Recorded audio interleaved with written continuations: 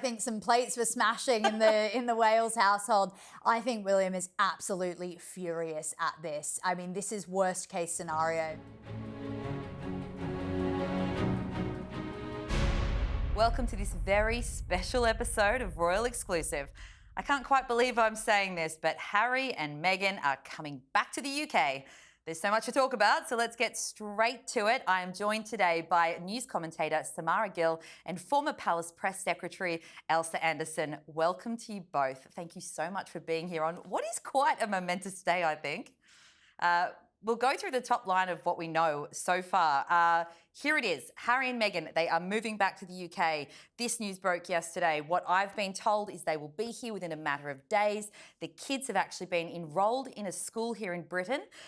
We don't know how long they're planning to stay for, although that's obviously a big indication. I've just been told it's an extended period of time. We know that the King found out on Sunday. And basically, the stories are light and now everyone's talking about it around the world. So to begin with, Samara, how big of a U-turn is this for the Sussexes? This is a huge U-turn. You know, California was meant to be their dream forever. That was, you know, remember the Tyler Perry freedom flight that they took out of horrible Canada and of course landed in California. And that is where they were going to put down their roots. You know, Meghan was very certain that that was where her mum was based and that was where all the business opportunities were as well for her and Harry. And that was going to be their forever home. You know, they've got a big mortgage on a house in Montecito that is now, I guess, not going to be used as much because they are relocating. And honestly, I'm still reeling from the shock of this. I did think it would come, but I thought it would come in about 2 to 3 years, not next week, Bronte. There is genuinely a feeling, I think, around everyone of that reeling. I think we're all processing it. It's huge news. And Ailsa, I mentioned that the King found out on Sunday about this move. But more broadly, how do you think the palace has reacted to this information? And again, as I say, it's all happening within a matter of days. I think they'd be fairly astonished by it, really. And, you know, as ever, you know, this story breaks. It's the lead item on every news programme. And it's all about Harry and Meghan. And I just think, you know, the great things that the royal family are doing on a day-to-day basis now has the potential to be overshadowed by whatever they do in the UK. And they will prove to be, once again, a distraction. You know, here I am, I'm on my holiday in France, and what am I doing? I'm talking about Harry and Meghan, you know, coming back to the UK. It's just typical. I know, it's that period of time when everyone kind of goes on leave and then you don't expect any huge royal stories to break. So, Ailsa, I do sympathise with you. I just got back from my trip and I'm relieved that I missed out on that one. But with this, just more broadly, we've talked about, you know, the palace being astonished, us all reeling from this news. But the fact is, the timing is very interesting that it has felt quite last minute. As I say, it's happening in a matter of days. Why do you think it has been timed almost to right before the school term starting? It's a really good question, isn't it, as to why now, and the fact that they were able to enroll the children without anyone knowing. You know, they have really done this under the banner of secrecy and privacy, which is something that they harped on about and kind of the reason they went to California in the first place. But it seems like they've been able to do it quite well over here and kind of get by. So it's interesting. Why now? Goodness me. I mean, there's so many things I can think of, but I think that both the kids are the age where they will be starting school. We know that Harry has a love for British education. Meghan, I guess, would have some sort of positive view of it. And I think that they want a fresh start. And I guess September is when they're going to kind of get that for the kids. And Ailsa, of course, you know better than anyone the way that the operation around the palace works. Putting yourself in the Sussexes' shoes for a moment, why do you think they wouldn't have told the King and the palace more broadly until right before the move? What reasoning might there have been for that? I think that's a really good question, Bronte, and I think it's all about the trust still surrounding both the King and the Buckingham Palace and the Sussexes and their household. And obviously we had this initial meeting last month when Harry and Meghan were over in the UK, but that was very, very private. And I think they almost tested the waters because we didn't see any images coming out of that meeting in Highgrove. It was very much a secret meeting. There was no sort of briefing apart from to confirm it happened. So I do think there is still an element of trust from both sides, and hence that's why it's only been revealed right at the last moment. But there's been no statement from the Sussexes or from the royal household at Buckingham Palace. Well, It's also interesting because, of course, we've spoken so much about the Harry and Meghan Netflix series and Harry's book Spare, and we did get told many times, how much they enjoyed their life in California. In fact, I have been told by people close to them how much they love their life in California. So what do you think could be the motivation to actually be based here? I mean, they could have just designed it where they were coming over for visits more and more often, but instead, as I say, they will be here permanently for at least the foreseeable future. So why do you think that would be? Yeah, Bronte, you're so right about the fact that it was actually looking from my view as a journalist that they were going to have, come across for the summer holidays like they did, take the kids to Althorpe and reconnect with Diana's family, etc. But no, this is a very definite move. They are moving back to the UK and enrolling the kids, and that's massive. Why would they kind of, I guess, do that? Well, there's a lot that's going on, I think, behind the scenes. You're right about the fact that they were establishing themselves in Montecito. Those orchards are probably getting developed. Meghan, I do think about Meghan in this and what her position would be in the UK. What is she going to do all day? She was much more comfortable in California where she grew up. But I think for Harry, this is a homecoming for him and something that he has yearned for. As soon as they moved to California, there were already reports coming out about the fact that he was quite lonely there, quite detached. He left his whole friendship group back in the UK. And I think that is a big part of it. I do think Harry is the one that's championing this move and not Meghan, which is an interesting sort of dynamic shift in their relationship. You raise a really good point there, because I think that the reason people are so stunned most specifically is because our perception of Meghan's time in the UK, it was actually very brief, but it was obviously coloured by how she felt she was treated here and that she was very unhappy, particularly towards the end. And I suppose the part of the story that does seem so astounding is that she would want to come back. So on that, what do you think, Ailsa, what do you think her life will look like when she's living in the UK again? Well, as you know, even the last poll that was taken out, Harry and Meghan were sort of on the bottom of the polling stakes in terms of popularity, along with Andrew Mountbatten Windsor. So they're going to have to do an awful lot to reconnect with not only the family, but with the British public. They are not a popular couple at the moment. So I think this will be quite a tough move for them. I don't think it's going to be plain sailing. And they're going to have to toe the line. And we're not going to want to see them doing another Oprah interview or a Netflix series or yet another book. I think they need to play it safe as soon as they get here. Otherwise, their popularity is going to plummet even more than it is at the moment. I'm glad you've raised that about the public perception as well, because I do wonder, and again, asking from obviously all your experience working sort of within the press area of the palace there, do you think they stand a better chance of boosting their public image being based here, or was there a better shot of it if they were living over in Montecito and they were laying low for another few years? Which direction do you think has the best chance of success for them if they are looking to boost that public image here in the UK? Yeah, that's a very good point. If I was a betting girl, I would say staying here, because if they have the support of the king, who of course is still battling cancer, and if they reconcile with Prince William and the Princess of Wales, and we see them more of a family unit, and reconciliation happens, then I think that support and their public opinion will absolutely shift. But I think they are pretty much at a base level at the moment, and they're going to have to do an awful lot to increase that. I'm glad you've raised the family aspect, the wider family aspect, because of course we are going to dive into that in a moment. But there's something else you've said there which I want to get into, which is, what we're being told about this is that this is not a return to official duties at all. Obviously, that's a taxpayer issue anyway, so it's a whole other thing. But what we're being told is that's not what this push is for anyway. But, once they're based here, is this them potentially trying out a different model of their working lives? Is there a chance that down the line that is something maybe they could push for, what they originally wanted in the Sandringham Summit? Do you think that is in their minds at all, or is this just a brand new chapter in the UK as private citizens? I can't see them doing the half in, half out model, because it never worked before, and I don't think they have the goodwill of their family and of the British public to do that. So no, I don't think they'll be able to, have their cake and eat it. I really don't. I think that would become very, very unpopular. And they've got a lot of winning back to do from the family and from the public. And again, before we get into the family, one last point on the logistics of the move and the structure around it. The security issue, Samara, of course, this has been massive for Harry for years. We know this has dragged through the courts. It was all, you know, he lost the appeal last year. Then there was the discussion about a review being undertaken. We found out right before the trip last month that review had not taken place.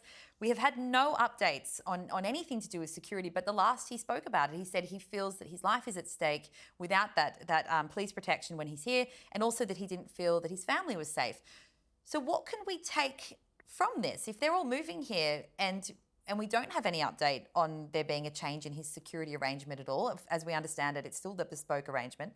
Do you think that this will put pressure on you know, the agencies that are involved to change that system?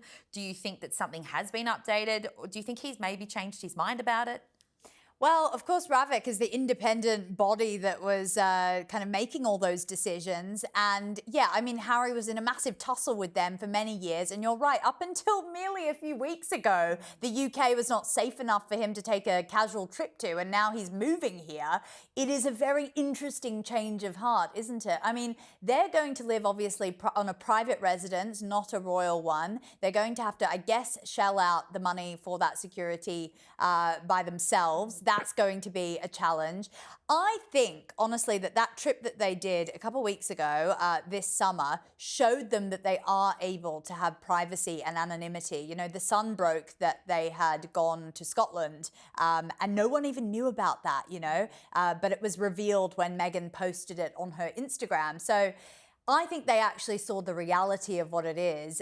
Britain is not Hollywood, and you actually can keep a low profile if you want to, and people won't badger you and bother you. So I think that the reality of what that actually looks like confronted them that last trip. And Harry probably thought, okay, wait, this is something we could probably do.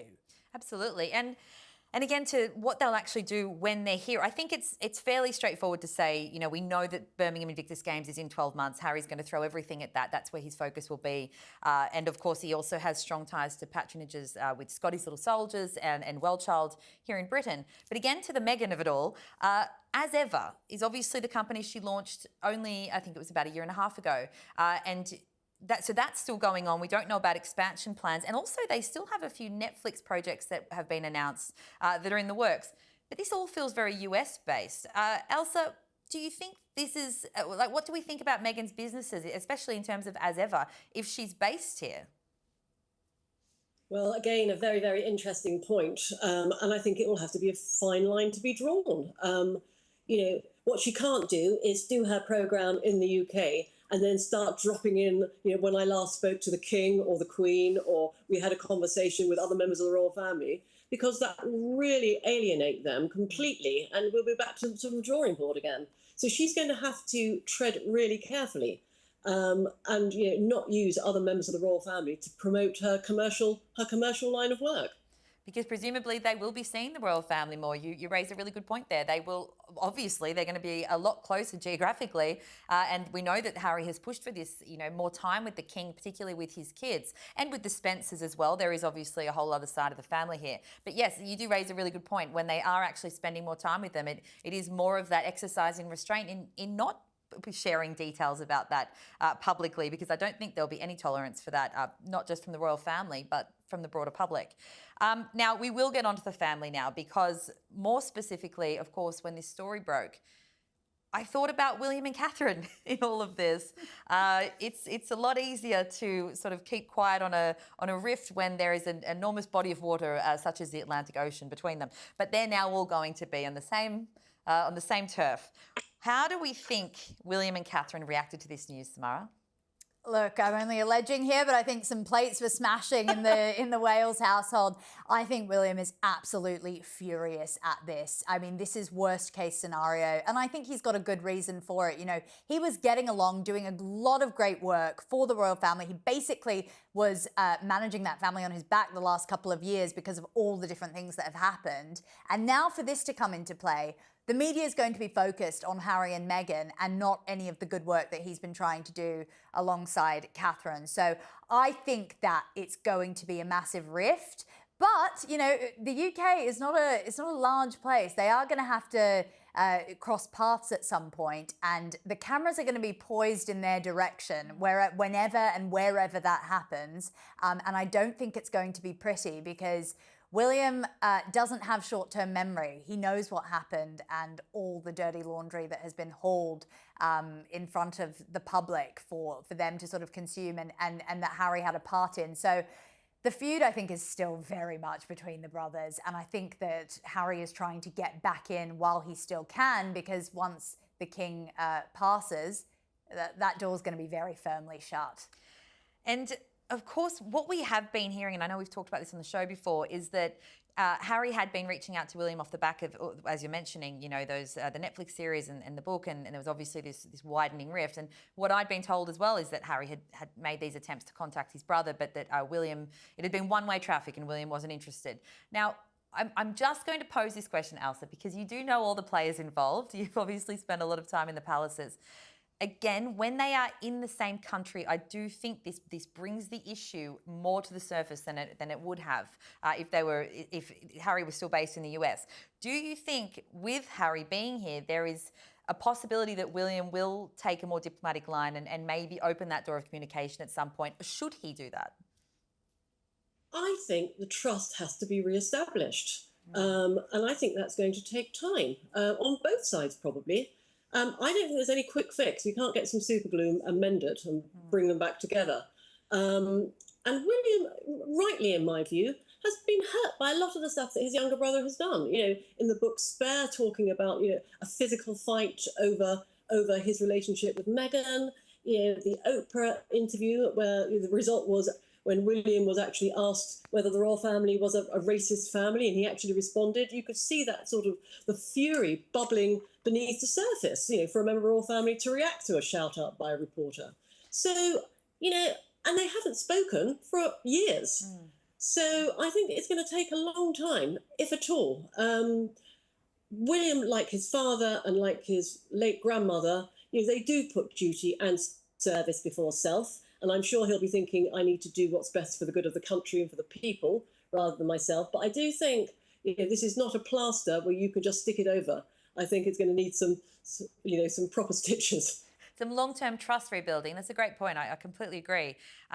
Samara, can I get you to look into your crystal ball for a moment? We've touched on this here. Again, the logistics of how this is going to play out. We're going to have family events. Obviously, we know Harry and Meghan and the kids met up with the King privately and the Queen at Highgrove. Now, that's one thing. But there are going to be, presumably, family events throughout the year that the rest of the royals go to. I think it makes sense. We've spoken a lot about how the King is very soft-hearted when it comes to Harry. He may feel that he needs to, you know, extend invitations to Harry to things. Looking in your crystal ball, do you think that there is a point, months down the line from here even, where we are going to see them have to just kind of, I suppose, cop being in the same room for a family event? Well, of course. I mean, Harry and Meghan need the royal family much more than the royal family needs them. And they're going to have to be banking off the cachet that a close association to the King and even William will get them. Because you don't want to get too much into it, but there has to be some financial element to them moving across. That's just my opinion. But I think that they know that they will have prospects here in the UK that they might have drained over in California. And I think that's going to be part of it. So they will absolutely, I think, be together at different family events. I don't know how that's going to go, but it's also going to get really tricky and prickly at that point, because they are going to be private citizens. They are going to be profiteering off their titles and who they are in the UK. So them going to events unofficially, you know, how's that going to work? That's what I'm really tearing my hair out about, because they're not going to be working royals, but they are going to be making making some money off it. How's that going to work? Well, this has been the question for 6 years, hasn't it? There's never been a very clean answer to that question, Samara. And this is it. Do you think that now that they're going to be back here, looking at all of their ventures in the US, do you think that maybe they're giving up a little bit of that US dream? Or do you think that this might be them actually going full pelt into possibly a whole new UK future for themselves ongoing? Do you think the US dream might kind of be over? Yeah, well, I think the brand Sussex in America has reached its limit. So they need another sort of money pitch to to earn some money. And if they're keeping their place in California, they're keeping their place in Portugal, they're buying a place here or renting a place here, that all costs a lot of money. So I think they really need to, to think about what they're going to do next. And I think maybe, appearing on the Royal Exclusive in the next few weeks might be, an option for them. This is our official pitch. Harry and Meghan, if you're watching, gosh, we'd love to have you on the show. We've got some questions. But speaking of questions, I do just have one final one that I'll put to both of you. Samara, but you first.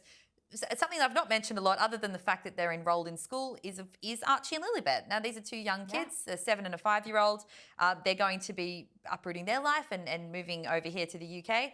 How do you think they'll settle in with it all? Do you think that they'll be brought in to spend more time with their cousins? Do you think this is a good move because it does kind of put them, in that family sphere, which they didn't have in the US?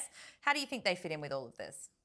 I'm going to say a rare, nice thing. And I think moving to the UK will be the best possible thing for the children, to be honest. I think the Hollywoodification of the royal family that Meghan has kind of indulged in is not good for them. And they're going to be treated like normal people over here, whatever school that they go to. They won't get the special treatment that they would have done in California. We know those schools kind of up in Montecito have very interesting treatment of celebrity children. And they would have been held up on a pedestal. And I think that, to Harry's credit, he kind of could see that, and that's probably why he wants to move them back here. So I think in terms of the kids, it's a perfect time for them to reconnect with their granddad, first of all, and also their cousins potentially. And it can only be good for them because they were sort of locked away in the castle of Montecito beforehand and hadn't had access to any of this wonderful family that they do have back in the United Kingdom. I completely agree. Ailsa, we're going to finish up with you with just a very simple question. This UK move, is it a good decision by Harry and Meghan, in your opinion? For brand Sussex, I think it's a very good decision by Harry and Meghan. Whether it is good for the wider members of the royal family, we will wait and see. But for them, yes, absolutely. Perfectly answered. Thank you so much to both of you. That was such a great chat, and what a news day on the Royal Beat. I really appreciate your time. Now, because this is such an enormous day of royal news, we've pulled back in one of our favourites to unpack even more of this momentous story. So here's royal author Robert Jobson. We've had Brexit. That was a big fallout. I think this is regrets it because clearly it hasn't worked in America. Well, we hear that through the Sun exclusive that Meghan and Harry are coming home, as they say. But I think it's just the start of a calamity, really, that's going to happen for the British royal family. Brexit caused a massive scene. I'd say that we need an apology from Harry, but I don't think we're going to get regrets it, as I've called it. I think that he thinks that, if anything, everybody owes him an apology. What I do think will happen now is that they've got a problem because at the moment, as it stands, the King only was told about this on Sunday. There's obviously going to be a huge fallout, and I think William's going to have to take up the slack. What does it mean? Does it mean that Harry and William will have two separate royal courts? Will they be clashing? Will the diary dates be clashing? It sounds like a mess to me, and one that I'm sure the King and William will have to try and work it out. So if they only told the King about this on Sunday, at the very best, it's very rude. And my feeling is that the worst is yet to come. They've got to work out an awful lot of issues. The truth of it is that all the King has had is, 3 meetings with his son in 6 years. He's seen the grandkids twice. And now, all of a sudden, he's back. They're going to come back. And, obviously the King has got to say that he wants to naturally welcome the chance to see more of his grandkids and his son and his daughter-in-law. But he's the King. And this is a problem because it's going to impact upon the monarchy. We have a constitutional monarchy in this country and a parliamentary democracy. All I can see is this going to lead to more people unfold yellow umbrellas complaining about the monarchy. And I think that we've seen that at Trooping the Colour. We're seeing it more and more around the country, and I think it's going to add to disquiet about the monarchy. Does this paint Harry's recent visits in a new light? Yeah, it looks like he was definitely trying to engineer a move back home. But we don't even know how long this is going to be for.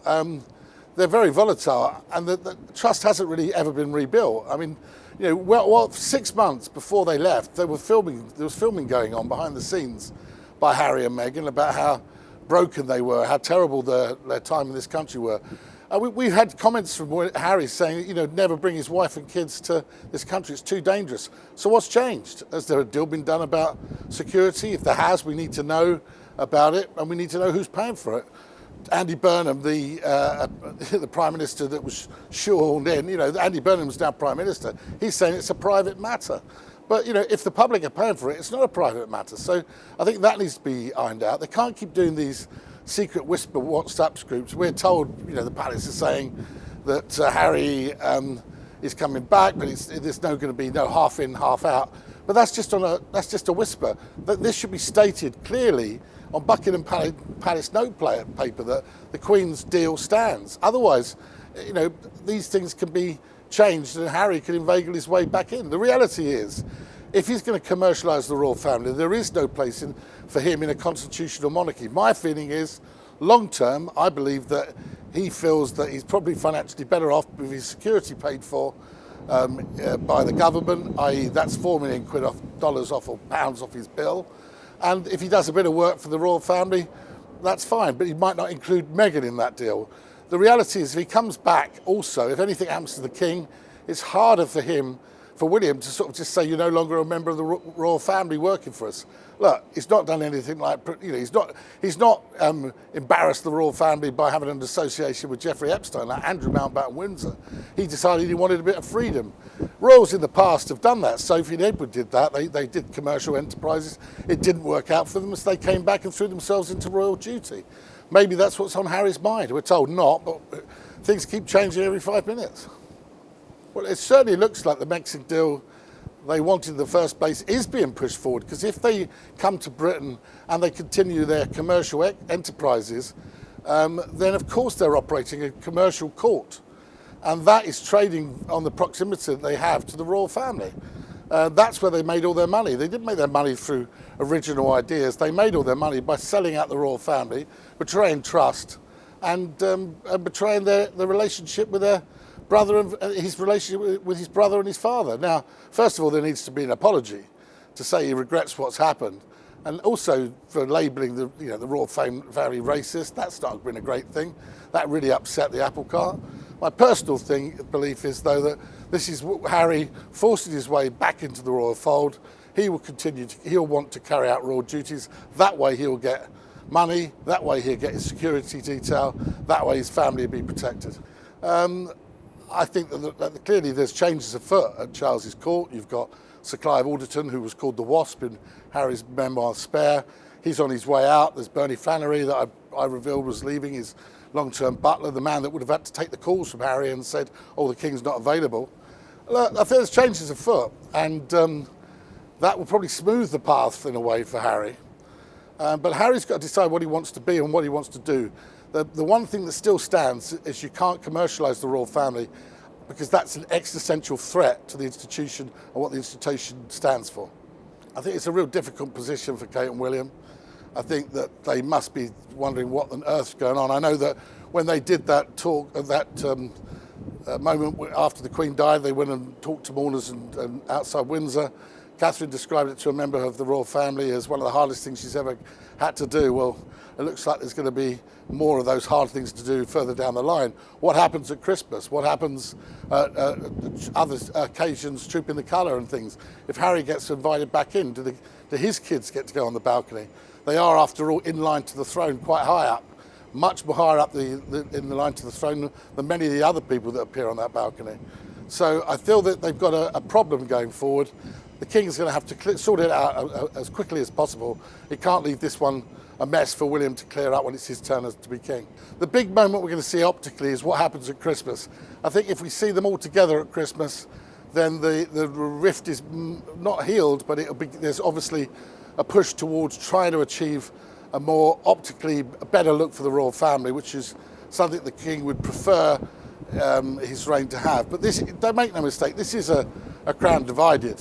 And this is a move, if anything, has made that division more obvious. There's no question that them being on the other side of the pond, and in fact, not only on the other side of the pond, right the other side of America, made it a lot easier for them to be forgotten about. But Harry and Meghan are not into being forgotten about. Their actual attempts, a foray into being Hollywood superstars and makers you know, people that are movers and shakers in that world has failed miserably. So they've come back here where they're in closer proximity to the royal family, and being in close proximity to the royal family is their main currency.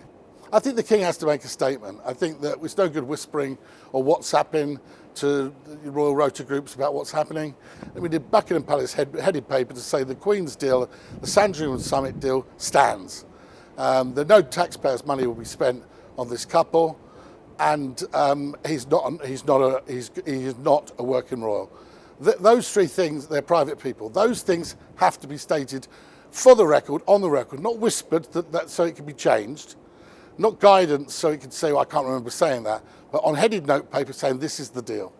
I don't think a sort of sides or anything like that, or you know, them being seen in public or standing on a balcony is good enough. Not only did he insult the King and Camilla and William and broke their trust, he also broke trust with the British people. I don't speak for all of the British people, but I think that a lot of people were quite upset at his accusations of Britain being an unsafe country. Not able to bring his children to this country when he was living in America, where people carry guns and routinely. I don't think it was people were overly impressed with the whole racism row either, and the attack on the country.